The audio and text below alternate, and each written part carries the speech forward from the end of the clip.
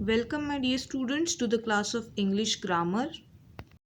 So, the topic which we are going to study today are clauses. So, let us understand what are these clauses are. So, clause is basically a mixture of subject plus verb that is a predicate in the sentence.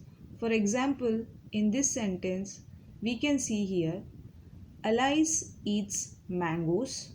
So here Alice is a noun which is a subject in the sentence and eats mangoes are indicated as a predicate of the sentence, and this is how clause is made, that is a mixture of subject and verb, or we can call it a predicate, which means that clause is a group of words that includes a subject and a verb.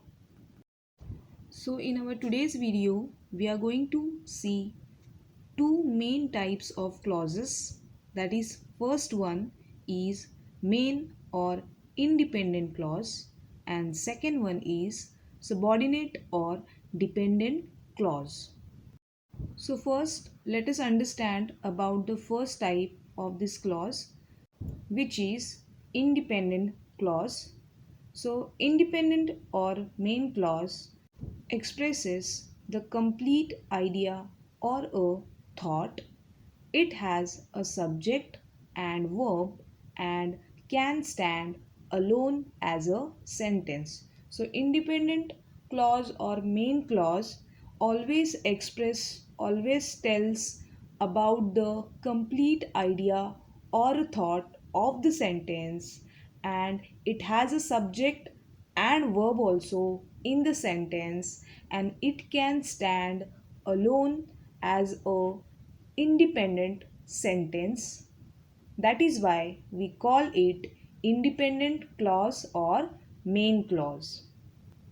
So let us understand the concept of independent or main clause with some examples.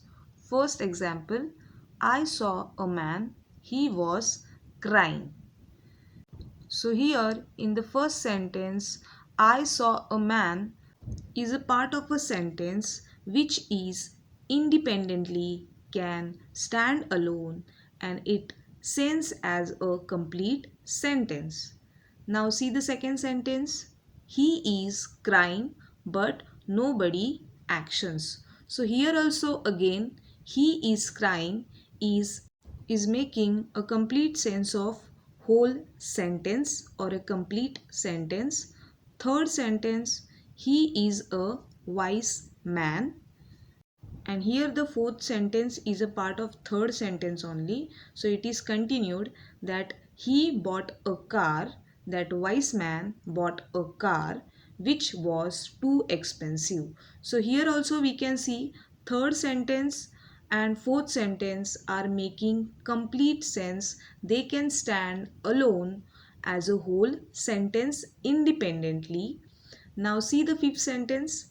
I eat some apples in the kitchen. Here also I eat some apples. This part of a sentence is making complete sense, and it can stand alone as a whole sentence.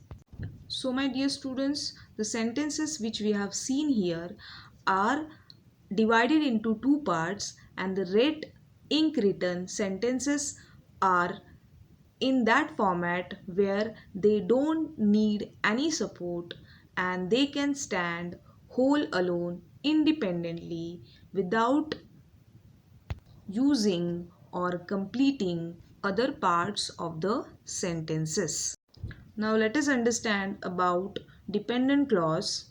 Dependent or subordinate clause is that clause which into bracket as alone cannot express the complete meaning. So dependent clause, or we can call it subordinate clause, is the clause which cannot be expressed as a complete sentence, or it cannot express the complete meaning of the sentence. So let us see the examples of dependent clause or subordinate clause. First, I saw a man who was crying. Second, he bought a car which was too expensive. 3. She does not like the people who smoke. 4. I know the girl who took my pen. And 5. I met a boy who had helped me.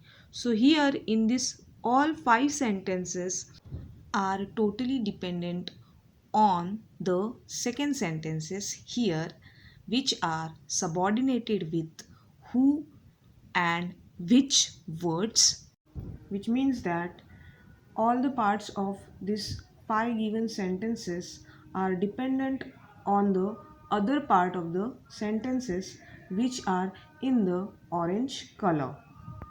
And without the second part of this 5 given sentences, whole sentence cannot be completed, which also means that first sentence is dependent on the second sentence to get the whole meaning of the full sentence in all 5 sentences.